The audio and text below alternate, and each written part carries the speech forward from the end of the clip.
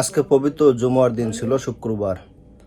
আর আজকে এই দিনে বাংলাদেশে ভূমিকম্প হয়েছে 5.7।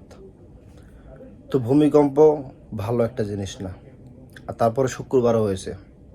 এর মানে বোঝেন ভূমিকম্প কোন সময় হয়? আল্লাহ তাআলা কোরআনে কি বলেছেন?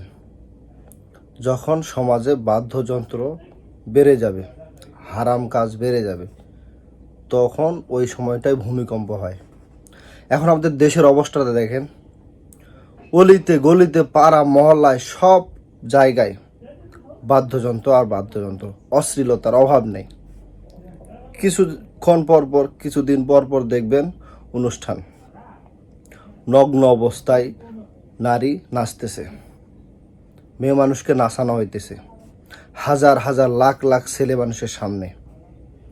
অশ্লীলতার প্রতিযোগিতা শুরু হয়েছে আমাদের দেশে। এখন বলেন আজাব আসবে কি না?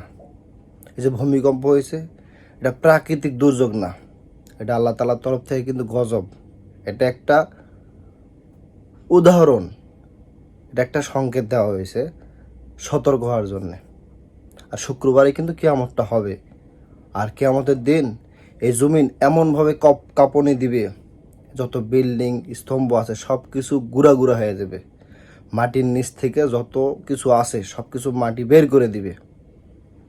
মানুষের শরীর বলেন, স্বর্ণ সোনা দানা আগুন লাভা যা আছে মাটির নিচে সব কিছু বাইরে হয়ে আসবে কিয়ামতের দিন।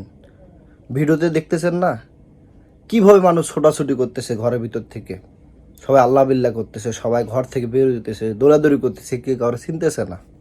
এই সামান্য সামান্য একটু ভূমিকম্প হয়েছে তাই। এখন বোঝেন কিয়ামতের দিন কি অবস্থাটা হবে।